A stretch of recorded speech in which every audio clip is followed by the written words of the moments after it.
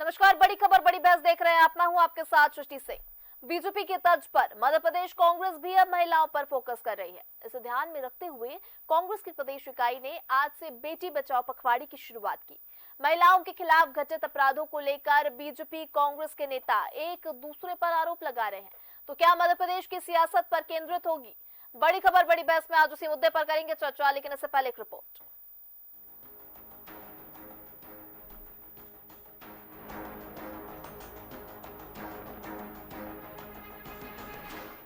मध्य प्रदेश में आदिवासी दलित सियासत का मुद्दा रहे हैं। वहीं बीजेपी प्रदेश की आधी आबादी पर भी फोकस करती रही है। पिछले विधानसभा चुनाव में उसने लाडली बहना जैसी गेम चेंजर योजना लाकर कांग्रेस की उम्मीदों पर पानी फेर दिया। ऐसे में कांग्रेस भी अब महिलाओं पर फोकस कर रही है। इसकी एक बड़ी वजह साल 2029 में संसद में महिलाओं को दिया जाने वाला 33% आरक्षण भी है। इसके लिए हर राजनीतिक दल को महिला नेतृत्व भी तैयार करना होगा। बहरहाल ये दूर की कौड़ी है। वहीं ताजा मामला मध्य प्रदेश कांग्रेस के नए बेटी बचाओ अभियान से जुड़ा है। इसकी शुरुआत उसने राष्ट्रपिता महात्मा गांधी की जयंती से की। तय कार्यक्रम अनुसार पार्टी इसकी शुरुआत महिलाओं के अधिकारों की आवाज बुलंद करने वाले स्पीक अप अभियान से कर रही है। इसके बाद के कार्यक्रमों में 1 से 3 दिन तक का ब्रेक रहेगा, यानी 3 के बाद 5 अक्टूबर को पार्टी की यूथ इकाई युवा कांग्रेस मशाल जुलूस निकालेगा, तो 7 अक्टूबर को महिला कांग्रेस कैंडल मार्च निकालेगी। 8 अक्टूबर को ब्लॉक स्तरीय उपवास और कन्या पूजन, 14 अक्टूबर को बेटी बचाओ ज्ञापन और 16 अक्टूबर को प्रदेश स्तरीय उपवास होगा। कांग्रेस प्रदेश अध्यक्ष जीतू पटवारी का दावा है कि इसके बाद भी सरकार बच्चियों और महिलाओं की सुरक्षा को लेकर कदम नहीं उठाती है, तो फिर मध्य प्रदेश बंद जैसे कार्यक्रम अभियान में शामिल किए जाएंगे। वहीं बीजेपी प्रदेश अध्यक्ष बीडी शर्मा ने जीतू पटवारी के इस दावे पर तीखी प्रतिक्रिया दी। उन्होंने कांग्रेस प्रदेश अध्यक्ष पर झूठे आंकड़े पेश करने का आरोप लगाया है। शर्मा ने कहा कि पहले कांग्रेस बताए कि उसने महिला अपराधों में लिप्त रहे अपने लोगों पर क्या कार्रवाई की। DNN के लिए रवि अवस्थी की रिपोर्ट।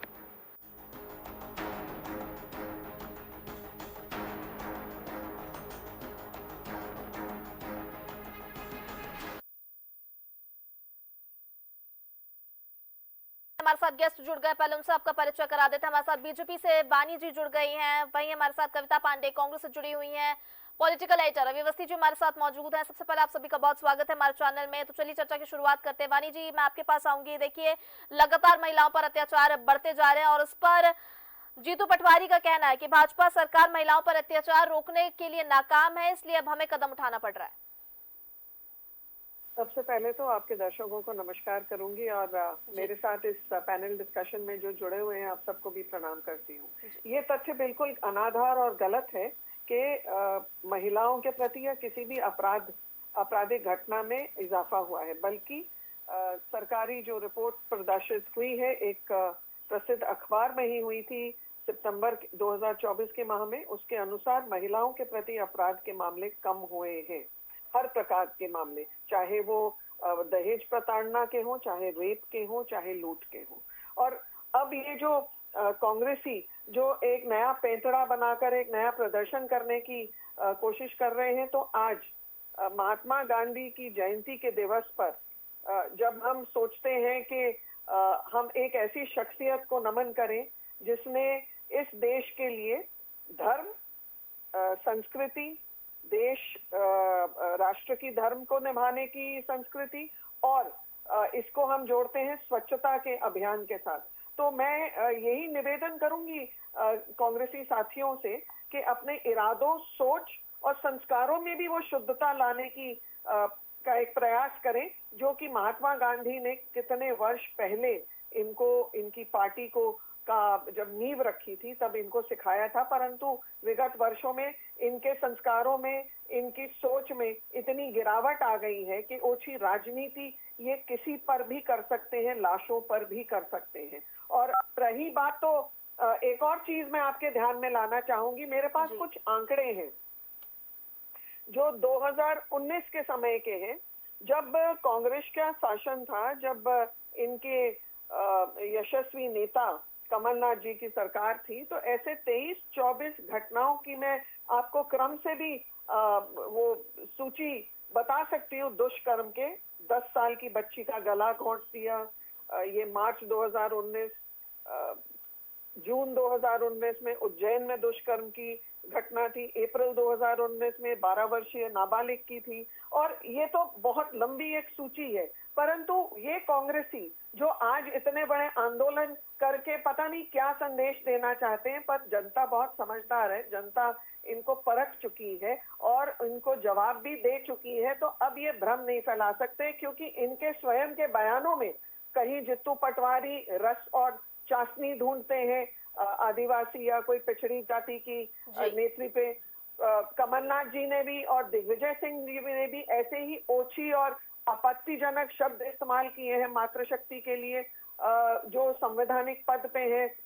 रस और चाशनी के अलावा वो टंचमाल और आइटम कहकर उन्होंने संबोधित किया है। और अभी विगत कुछ दिनों में, दिन पहले जब हमारी प्रथम नागरिक पधारी थी उज्जैन, तो ऐसे ही एक प्रवक्ता ने उन्हीं के कार्यप्रणाली पर टिप्पणी की थी। तो जो कांग्रेस पार्टी राधिका खेरा या सिमी रोजबेल जॉन या अंगिता दत्ता ऐसी महिलाओं को प्रताड़ित करने में प्रख्यात है, ऐसे इनकी खुद की महिला नेत्री जो रोते बिलखते हुए कहती हैं कि उन्हें कार्यालय में जूते और चप्पल मारने को कहा, या फिर उन्हें अश्लील वीडियो दिखाने में मजबूर किया, या कास्टिंग काउच की प्रताड़ना थी। तो ये एक दोहरा चरित्र, दोहरा चेहरा समाज में लेकर क्या बताना चाहते हैं, ये तो अपना ही पर्दाफाश कर रहे हैं। जी चलिए, वानी जी हमारे साथ कविता जी मौजूद है कांग्रेस, उन्हीं से जान लेते हैं। देखिए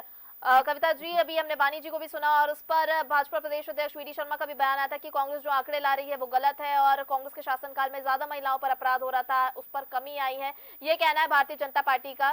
तो कविता जी चलिए इस पर आपका जवाब। सभी हमारे साथ जो पैनलिस्ट हैं, मैं सबको नमस्कार करती हूँ। और एक महत्वपूर्ण विषय पर आपने चर्चा करने की कोशिश की है, इसके लिए मैं आपको शुभकामनाएं देती हूँ। कल नवदुर्गा शुरू होने जा रही है, देवीदाई हमारे यहाँ पधार रही है, यत्र नरस्तु पूज्यन्ते रमन्ते तत्र देवता। लेकिन दुख के साथ कहना पड़ रहा है कि भारतीय जनता पार्टी की जो 20 साल की सरकार है, मैडम वानी जी के जो तथ्य थे बहुत हास्यास्पद थे। एनसीआरबी के जो राष्ट्रीय अपराध सर्वेक्षण ब्यूरो के रिजल्ट देख लीजिए, अभी देख लीजिए, अभी आप फ्री है मैं बोल रही हूँ, तो लगातार पूरे देश में मध्य प्रदेश लगातार रेप कैपिटल बना हुआ है। अभी बमुश्किल 3 रोज पहले आपके भोपाल में मुख्यमंत्री निवास के पास एक छोटी सी बिटिया के साथ रेप हुआ और उसके बाद उसको मार डाला गया। और तमाम प्रतिदिन अखबार और आपका प्रिंट और इलेक्ट्रॉनिक मीडिया लगा रहता, और इससे ऐसा लगता है कि भारतीय जनता पार्टी के नेता तो है ही, उनके कार्यकर्ता भी निष्क्रिय हो चुके हैं, उनको फर्क ही नहीं पड़ता कि जो हो रहा है सो होने दो। आज जब से जीतू पटवारी जी हमारे प्रदेश अध्यक्ष जो संवेदनशील बात कर रहे हैं, और उन्होंने कहा कि राजनीति से इतर सामाजिक सरोकार के तहत हम सबको आम जनता के बीच एक चीज लेके जाना चाहिए कि भाई हमारी बेटी है तो कल है, और उसकी सुरक्षा के लिए जो भी प्रयास हो रहा है वह नाकाफी है। और ये बताने की आवश्यकता नहीं है कि विनेश फोगट और तमाम जो हमारी कुश्ती की ओलंपिक अवार्ड विजेता जो हमारी बालिकाएं कन्याएं थी, और जब खड़ी थी सड़क में ब्रिजभूषण सिंह, शरण सिंह और तमाम कुलदीप सिंह, उनको प्रोटेक्शन भारतीय जनता पार्टी की सरकार कर रही थी, पूरी ताकत से कर रही थी। पूरी दुनिया ने देखा है कि उनको सड़कों पे घसीटा जा रहा है, और भारतीय जनता पार्टी तो ऐसी यशस्वी लड़कियां जो देश दुनिया में हमारा नाम करती हैं, उनके तक आप सगे नहीं हो सकते, तो दूसरों के साथ क्या ही सगे होंगे। आंकड़े ले रहे हो, आंकड़े एनसीआरबी के आंकड़े आप ही के। केंद्र सरकार हर बार राष्ट्रीय अपराध सर्वेक्षण ब्यूरो के रिजल्ट हर साल घोषित करती है, उसमें मध्य प्रदेश लगातार 20 वर्षों से आगे है। तो इसलिए बताने की आवश्यकता नहीं। आप भी, मैं तो बीजेपी की अपनी बहन से वानी जी को अनुरोध करूंगी कि इस स्पीकअप में आप भी शामिल होइए।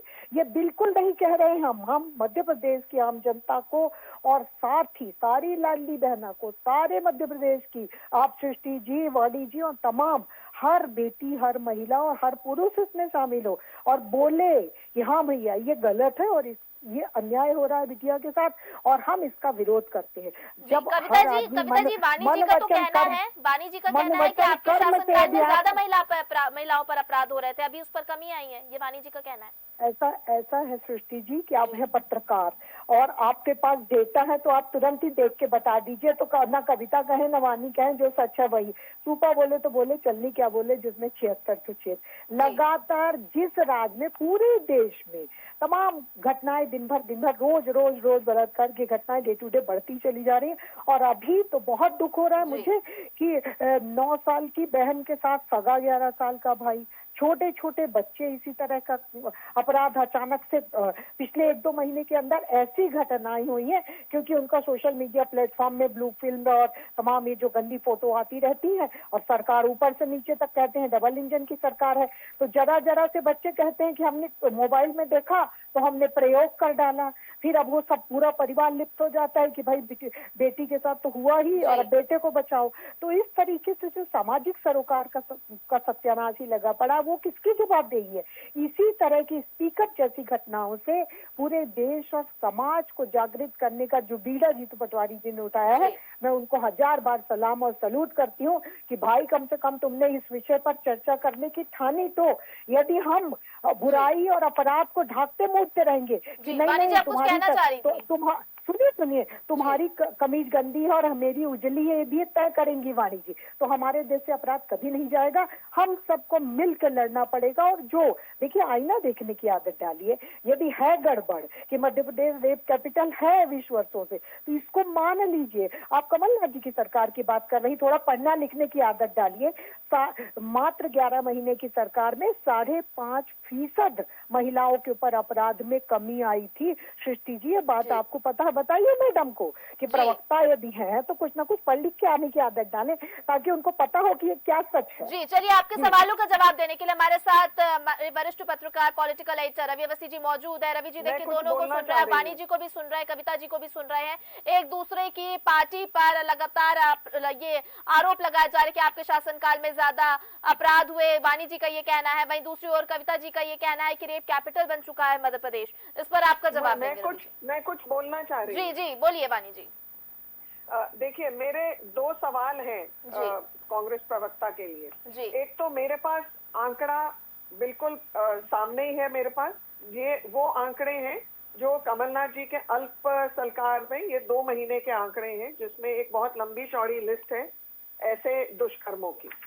दूसरी चीज, 2023-24 के कुछ प्रकाशित आंकड़ों के अनुसार रेप के जो इंसिडेंट्स हैं मध्य प्रदेश में, उनमें 10.22% की गिरावट आई है और गैंग रेप्स में 19% की कमी। अब आपको मैं ये पूछना चाहती हूँ, मेरा प्रश्न ये है कि आप जानते हैं उमंग सिंघार के ऊपर भी कुछ ऐसे संवेदनशील आरोप थे कि उनके घर में कुछ ऐसी आत्महत्या की थी एक महिला ने प्रताड़ना के आरोप लगाकर। उसके अलावा मुरली मोरवाल जी एक कांग्रेसी नेता हैं, उनके बेटे पे ऐसा आरोप लगा था। इसके अलावा आपके शीर्ष नेतृत्व में राहुल गांधी जी के भी ऊपर कुछ ऐसे ही संवेदनशील आरोप हैं, पॉस्को के, शायद बेल भी है उनको मिली हुई। तो क्या आप ऐसी पहल जितू पटवारी को बोलेंगी कि वो इनसे इस्तीफा मांगे, वो कहें कि ये जो पद पर बैठे हुए हैं कलंकित लोग कांग्रेस सरकार में, कांग्रेस के रिप्रेजेंटेटिव बन के, तो वो क्या वहां से पद से इस्तीफा देंगे? क्या जितू पटवारी जी अपना परचम यहाँ भी लहराएंगे? तो देखिए, ताली एक हाथ से नहीं बजती है और जो लोग कांच के घरों में रहते हैं वो दूसरों पर फेंका कर हला करते। ये बिल्कुल सत्य बात है कि ये एक जीरो टॉलरेंस की यशस्वी मुख्यमंत्री श्री मोहन यादव की सरकार है, संवेदनशील सरकार है और तुरंत अपने एक्शन लेती है। ये पिछली सरकार जो कांग्रेस की थी कमलनाथ जी के अंतर्गत, जहां पर अपराध हुआ और अपराधियों को भी संरक्षण मिला। और दूसरे तरीके का संरक्षण ये है कि आपकी खुद की पार्टी में ऐसे कितने लोग हैं, पदाधिकारी हैं, जिन्होंने खुद कहीं ना कहीं ऐसे कृत्य किए हैं।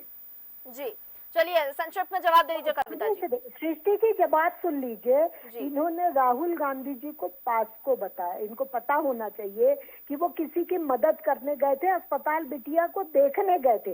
भारतीय जनता पार्टी जब किसी बिटिया के ऊपर अत्याचार, अनाचार, दुराचार होता तो झांकने नहीं जाते। मैं अपना बता रही हूँ, रीवा में एक बहुत छोटी दुधमुही बच्ची, 4 महीना की बच्ची के साथ रेप हुआ।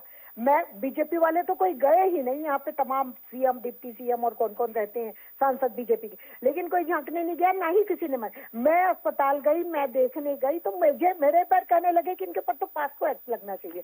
तो पास्को का मायना क्या होता है ये जान लीजिए। जो मदद के लिए जाता है भारतीय जनता पार्टी उसके मुंह को उसको बंद कर देना चाहती है कि ना बोले। दूसरी बात, उन्होंने उमंग संघार जी और तमाम नेताओं की बात की। आपको शर्म आना चाहिए। हमारा जुडिशरी, हमारी न्यायपालिका बहुत स्ट्रांग है।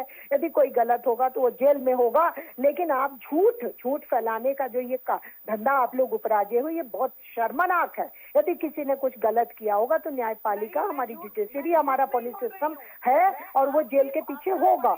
लेकिन आप दोनों को सुन लिया, आप दोनों को सुना मैंने। देखिए हमारे साथ वरिष्ठ, हमारे साथ पॉलिटिकल एडिटर अव्यवस्थी जी मौजूद है। कविता जी मैं आपको भी रोकना चाहूंगी, हमारे साथ पॉलिटिकल एडिटर अव्यवस्थी जी मौजूद है सभी सवालों के जवाब देने के लिए। देखिए आप आंकड़ों की भी बात करें तो पिछले 9 महीने की अगर हम बात करें तो 2400 जो है वो दुष्कर्म के मामले दर्ज हुए हैं। वहीं 140 जो है वो सामूहिक दुष्कर्म के मामले हैं, जो कि मध्य प्रदेश का मैं आपको रिकॉर्ड बता रही हूँ। वहीं अगर इसमें क्षेत्र की भी बात की जाए तो इंदौर में सबसे ज्यादा ये मामले हैं। तो ये जो मैं हमारे पास रिपोर्ट है ये उसके अकॉर्डिंग मैं आपको जानकारी दे रही हूँ। वहीं रवि जी हमारे साथ मौजूद है। चलिए रवि जी आपसे जान लेते हैं, दोनों को आपने सुना, दोनों अपने अपने तथ्यों की बात कर रही है, आपसे जानेंगे।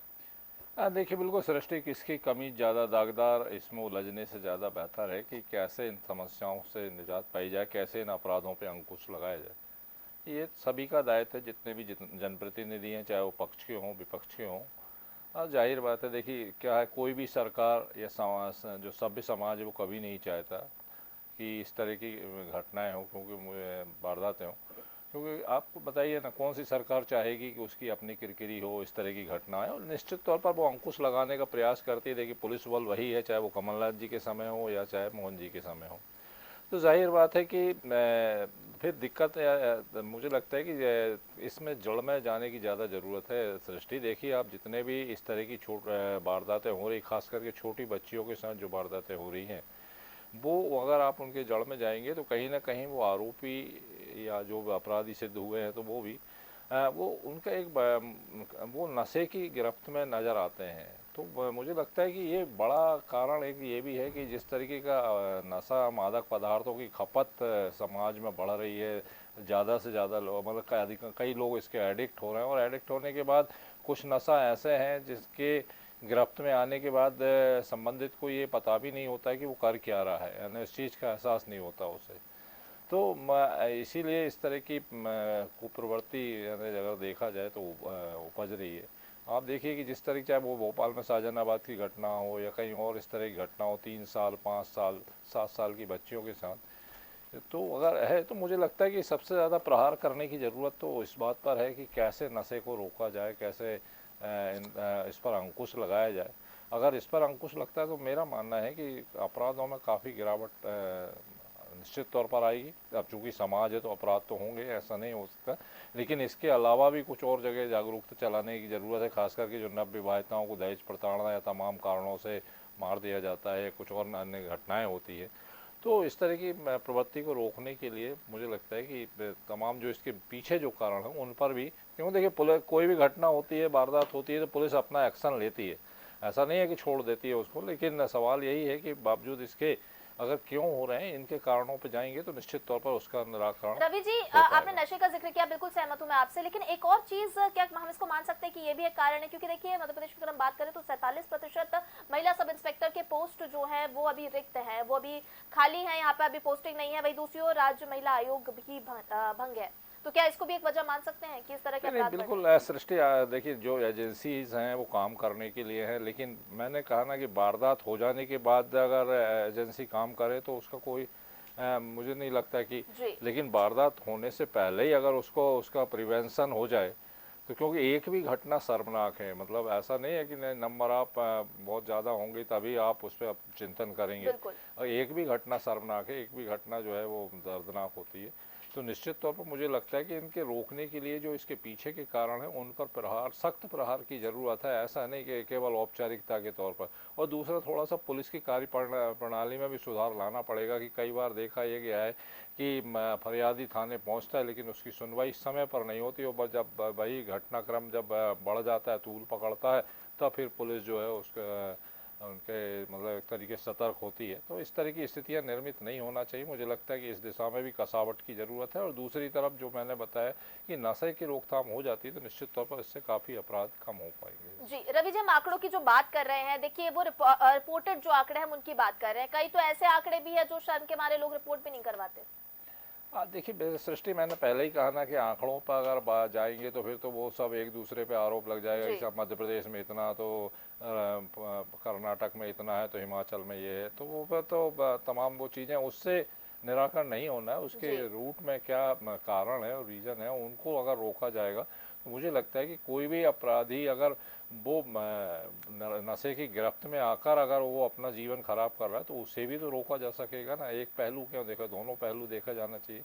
मुझे लगता है कि अगर बेहतर होगा कि अगर इस दिशा में ज़्यादा ठोस प्रयास हों, इस दिशा में लगातार अभियान चलाने की ज़रूरत है और सख्ती से कार्रवाई करने की कि अगर मादक पदार्थ आ रहे हैं तो इनके पीछे कौन है, कहाँ से आ रहे हैं, और आप देखिए कितने जीवन बर्बाद हो रहा है। चलिए ठीक है, अपराध नहीं भी कर रहा है तो भी तो कहीं ना कहीं अपने जीवन को बर्बाद कर ही रहा है। तो मुझे लगता है कि इन तमाम चीज़ों पर ज़्यादा फोकस करने की जरूरत है। बिल्कुल जो सही कहा रवि जी आपने। आपके ही जवाब को लेकर मैं वानी जी आपके पास आऊंगी। देखिए रवि जी ने बिल्कुल सही कहा कि हम आंकड़ों की बात ना करें, जबकि एक भी अगर ऐसी घटना होती है तो ये शर्मसार है और ये कई सवाल खड़े करती है। महिलाओं की सुरक्षा को लेकर जहां हम बात कर रहे हैं कि महिलाओं को देखिए भारतीय जनता पार्टी को कितना समर्थन मिला है, तो ये तो कहीं ना कहीं कर्तव्य बनता है ना भारतीय जनता पार्टी का कि महिलाओं की सुरक्षा का ध्यान रखे और जो इस तरह के अपराधों को अंजाम देते हैं उन पर डर पैदा होना चाहिए। ये डर बनाना बहुत जरूरी है। और मादक पदार्थों का भी जिक्र किया रवि जी ने कि बिल्कुल इन सब में भी रोकथाम होनी चाहिए और कहीं ना कहीं पाबंदी लगाई जानी चाहिए जिससे इन सब अपराधों में रोकथाम हो, कमी आए। क्योंकि हम आंकड़ों पर अगर जाएंगे तो ये बहस बढ़ती जाएगी कि इधर कम आंकड़े हुए, ज्यादा आंकड़े हुए, लेकिन घटनाएं हो क्यों रही हैं इसकी तह तक जाना जरूरी है। जी देखिए, मैं बिल्कुल सहमत हूँ जो भाई साहब ने अभी कहा है, लेकिन मध्य प्रदेश एक ऐसा राज्य है जहाँ पर प्रशासन और सरकार ने फास्ट ट्रैक कोर्ट्स ही नहीं लागू किए हैं, पर इनमें डेथ पेनल्टीज भी अवॉर्ड करनी शुरू करी है। और ये इस नजरिए से है कि अपराधियों के मन में खौफ पैदा हो, कानून के दायरे में रहने का खौफ पैदा हो। इसके साथ साथ कुछ चीजें हमें घर से भी करनी होगी, क्योंकि हम सब इस समाज का एक अभिन्न अंग है। तो समाज को सुधारने का काम बिल्कुल घर से, परिवार से शुरू होता है। साथ साथ पुलिस के भी रिफॉर्म्स हैं। तो इसमें आप जानते हैं कि भारत की न्याय संहिता में रिफॉर्म हुआ है, जो गृह मंत्री जी ने कुछ दिन पहले ही बताया था। और पुलिस को भी अभी आर्टिफिशियल इंटेलिजेंस की एक और टूल के साथ सशक्त किया जाएगा, जिससे कि अपराधियों को जल्द पकड़ें और अपने जो भी इनको लीगल एक्शंस लेनी है अपराधियों पे, वो जल्द से जल्द कर सके। साथ साथ में मैं आपको ये भी बोलना चाहूंगी कि मेरा उद्देश्य ये सब चीजें, ये आंकड़े और ये स्पष्ट जो मैंने अभी दी है टिप्पणियां, इसलिए है क्योंकि कांग्रेस अगर कहे कि वो दूध की धुली है और वो इसलिए ये आंदोलन कर रही है तो बिल्कुल झूठ होगा।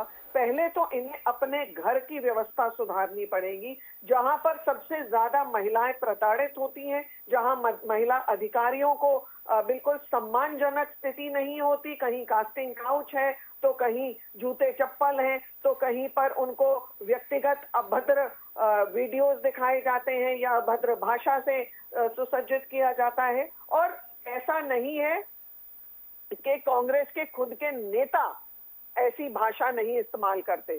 तो मैं फिर बोल रही हूँ, जो कांच के घरों में रहते हैं वो दूसरों पर पत्थर नहीं फेंका करते। यशस्वी मुख्यमंत्री श्री मोहन यादव की जो सरकार है वो जीरो टॉलरेंस के तहत हर वो प्रयास करती है, हर वो प्रयास करेगी जिससे कि अपराधियों के जो हौसले हैं वो बिल्कुल नाकाम हो और उनके हौसलों पर पानी ही ना फिरे, परंतु वो बिल्कुल खौफ में रहे और ये ऐसे घिनौने अपराध करने में उनकी बिल्कुल कोई मंशा ना हो। जी चलिए, हमारे साथ कांग्रेस से कविता जी मौजूद हैं। कविता जी, आप वानी जी को सुना, आपने रवि जी को भी सुना, एक छोटा सा कमेंट आपसे। जी रवि जी ने जो बात कही है निश्चित रूप से समाज के परिप्रेक्ष्य में वो उत्तम विचार है कि आज भारतीय जनता पार्टी की सरकार ने, यदि आपको याद आ रहा हो, तो एक देश एक कर आंदोलन चलाया। एक देश होगा एक कर होगा, और उसके बाद शराब को और नशे की चीजों को जीएसटी से इन्होंने बाहर कर दिया। आज जब शराब के नशे में सड़क में डोलते हैं आवारा गुंडे शोहदे, वो सबसे पहले जो बेचारी बालिकाएं होती हैं, शाम को निकलती हैं पढ़ने या रात को देर से आती हैं, तो उसके ऊपर आक्रमण कर देते हैं। कल मैं एक मंडी में गई, बगल में एक शराब की दुकान और वहाँ 3 बेटियां जा रही थी और उनसे अनावश्यक तमाम वाद विवाद। हमने फिर रोका। शराब की दुकान, ये कह रहे थे कि हम शराब की दुकानें बंद करेंगे। जब भाजपा सरकार आई तो इन्होंने डबल दुकानें कर दी। उसी में पहले एक विदेशी हुआ करती थी, अब उसी में देसी और विदेशी, मतलब दुगनी शराब की मात्रा इन्होंने कर दी। आज मध्य प्रदेश की हालत ये है कि जैसे उड़ता पंजाब किसी जमाने में सुनने में आता था कि नशे के कारण, तो नशा इतना ज्यादा हो गया। और दूसरा रही सही कसर, ये जो सोशल मीडिया प्लेटफॉर्म, हर बच्चे के हाथ में मोबाइल आया, उसके कारण भारी नुकसान हो रहा है। तो ये भूल रही हैं, और इनको शायद याद नहीं आ रहा है कि मोदी जी ने लोकसभा में रेणुका चौधरी जो सांसद थी उनको कहा कि ये अट्टहास कर रही है सुर्पणखा की तरह। तमाम तरीके के अनर्गल प्रलाप करना भारतीय जनता पार्टी का आचरण और प्रवृत्ति रही है, इसीलिए अपराध बढ़ रहा है। यदि ये पता चल जाए कि गड़बड़ कहाँ है, तो इन सब चीजों को यदि दुरुस्त किया जाएगा, एक तो सोशल मीडिया प्लेटफॉर्म, दूसरा शराबबंदी करके, तो आधे अपराध तो निसंदेह खत्म हो जाएंगे। आज भारतीय जनता पार्टी का नवदुर्गा के आने के एक दिन पहले संकल्प लेना चाहिए कि हमने वादा किया था कि हम शराब की दुकानें बंद कर देंगे। यदि कर देंगे तो निसंदेह 50% तो अपराध समाप्त हो जाएगा। ऐसा मान के हम भी चलते हैं और आप भी ऐसा ही मानते होंगे। और भारतीय जनता पार्टी की सरकार क्या है कि झूठे आरोप लगाने में बहुत उस्ताद है, क्योंकि अपराध का लोग ज्यादातर अपराधी इनकी पार्टी से जुड़े हुए हैं, तो इनको ये स्वीकारने में शर्म आती है, तो यहाँ वहाँ कीचड़ उछालने का काम करते रहते। जी कविता जी 1 मिनट में आपको रोकना चाहूंगी। वाणी जी कुछ कहना चाह रही हैं। जी वाणी जी बोलिए। ये उड़ता पंजाब किसके कार्यकाल में था? जी कार्यकाल मैडम, जो ये सफेद और अपनी की मेरी शर्ट आपसे सफेद है ये ढूंढने की कोशिशें मत करिए। 20 वर्ष से भारतीय जनता पार्टी की सरकार यहाँ पर है, और आज स्थिति ये हो रही है कि नशे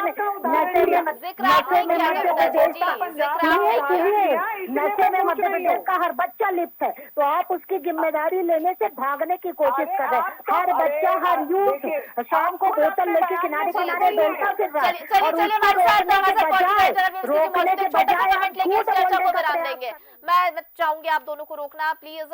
रवि जी एक छोटा सा कमेंट, फिर चर्चा को विराम देंगे। बिल्कुल सृष्टि, देखिए हालांकि मैंने पहले भी कहा कि एक भी घटना निश्चित तौर पर शर्मनाक और दर्दनाक है, और तब मुझे लगता है कि इनके उस पर जाना चाहिए कि किस तरीके से इन पर अंकुश लगाया जा सकता है। समाज को भी जागरूक करने की ज़रूरत है हर दृष्टि से, चाहे वो सोशल मीडिया हो कि उस पर कैसे ज़्यादा अंकुश लगाया जा सकता है, क्योंकि उस निश्चित तौर पर कविता जी ने सही बात कही कि सोशल मीडिया का भी कई दुष्परिणाम सामने आ रहे हैं।